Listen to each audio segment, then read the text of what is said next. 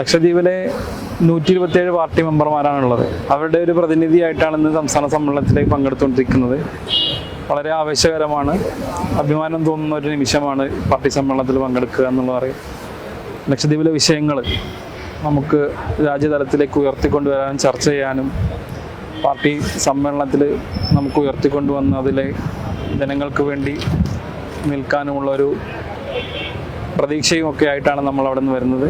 അപ്പോൾ ഈ ആവേശം ഉൾക്കൊണ്ടുകൊണ്ട് നല്ല രീതിയിൽ സംഘടനാ പ്രവർത്തനം മെച്ചപ്പെടുത്തി കൊണ്ടുപോകാൻ തന്നെയാണ് ഉദ്ദേശിക്കുന്നത്. ലക്ഷദ്വീപിൽ ഇപ്പോൾ നിലവിൽ CPM-ൻ്റെ ലോക്കൽ കമ്മിറ്റി ആണ് പ്രവർത്തനം ഏറ്റവും മുതിർന്ന ഘടകം എന്ന് പറയുന്നത്. ലക്ഷദ്വീപിലെ കേരളത്തിലെ സംസ്ഥാന കമ്മിറ്റിയുടെ കീഴിലാണ് ലോക്കൽ കമ്മിറ്റി പ്രവർത്തിച്ചു വരുന്നത്.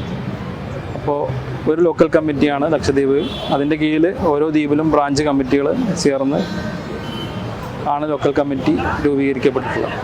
DYFIയുടെയും SFIയുടെയും CITU അടങ്ങുന്ന തൊഴിലാളികളുടെ വർഗ വിഭജന സംഘടനകളുടെ പ്രവർത്തനവും സജീവമായിട്ട് നടന്നു വരുന്നുണ്ട്.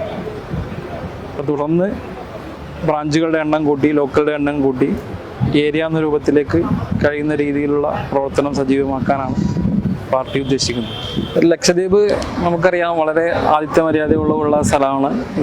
സാംസ്കാരികപരമായിട്ട് തന്നെ വളരെ നല്ല രൂപത്തിലുള്ള, അവിടെ കുറ്റകൃത്യങ്ങൾ വളരെ കുറവാണ്. വളരെ കുറവെന്ന് പറഞ്ഞാൽ അവിടെ ജയിലുകളിലും മറ്റും ആളുകളില്ലാത്ത ഒരു സ്ഥിതിവിശേഷമാണ്. വളരെ നിഷ്കളങ്കമായ ആളുകൾ, അധ്വാനിച്ച് ജീവിക്കുന്ന കർഷകർ, തെങ്ങ് കർഷകർ, മത്സ്യത്തൊഴിലാളികളൊക്കെയുള്ള പാവപ്പെട്ട ആളുകളാണ് കൂടുതൽ പേരും. അപ്പോൾ ആ ഒരു സ്ഥലത്തേക്ക് ഈ വലിയ രീതിയിലുള്ള കോർപ്പറേറ്റ് താല്പര്യങ്ങൾ അടിച്ചേൽപ്പിക്കുന്ന തരത്തിൽ അവരെ ബുദ്ധിമുട്ടിക്കുന്ന നയങ്ങൾ, അവരുടെ ആരോഗ്യ മേഖല തകർക്കുന്ന യാത്രാ പ്രശ്നങ്ങൾ എല്ലാം ഒരു വലിയ ഭീതിയിലൂടെ ഇപ്പോഴാണ് ജനങ്ങൾ. അവിടെ പണ്ടാരൻ ലാൻഡ് എന്ന് പറയുന്ന വിഷയങ്ങളൊക്കെ ഉണ്ട് നാട്ടിലെ. മുമ്പ് ഇതുവരെ ലക്ഷദ്വീപുകാർ അനുഭവിച്ചു വന്നിരുന്ന സ്ഥലം ഇപ്പോൾ അത് ഗവൺമെൻറ്റിൻ്റെ സ്ഥലമാക്കി, അല്ലെങ്കിൽ ഗവൺമെൻറ്റിൻ്റെ ലാൻഡായി നിയമം മാറ്റിക്കൊണ്ടിരിക്കുന്നു. അപ്പോൾ ഈ സാഹചര്യത്തിലൊക്കെ ആളുകൾ വലിയ ഭീതിയിലാണ് അവിടെ ജീവിച്ചുകൊണ്ടിരിക്കുന്ന ഒരു സ്ഥിതിവിശേഷം. അപ്പോൾ നമുക്കിവിടെ ഈ കാലഘട്ടത്തിൽ നമ്മുടെ ഈ ഇടതുപക്ഷത്തിൻ്റെ CPM, പ്രത്യേകിച്ച് CPM-ൻ്റെ സംസ്ഥാന സമ്മേളനവും കാര്യങ്ങളൊക്കെ വലിയ നമ്മുടെ പ്രശ്നങ്ങൾ ഉയർത്താനും പ്രശ്നങ്ങൾ അവതരിപ്പിക്കാനുള്ള വലിയൊരു പ്ലാറ്റ്ഫോമായി, ആ സമ്മേളനമായി മാറട്ടെ.